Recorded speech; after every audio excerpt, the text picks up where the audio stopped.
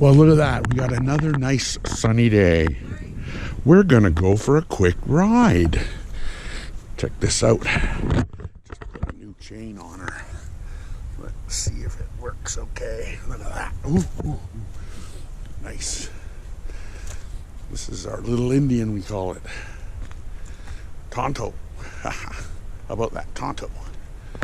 Anyways, that's the XV250. Yeah, we're going to do a cold start on this puppy. Just to prove it to you. Ah! Nope, it's cold. It's cold, cold, cold. Alrighty, let's see how this goes. Give it a little bit of choke. A couple shots of gas and... Yes. Yeah, that's real nice.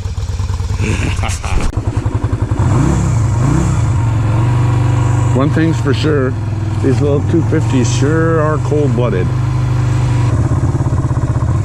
Seems like a rod of gas. So that's going to be the first thing we're going to do.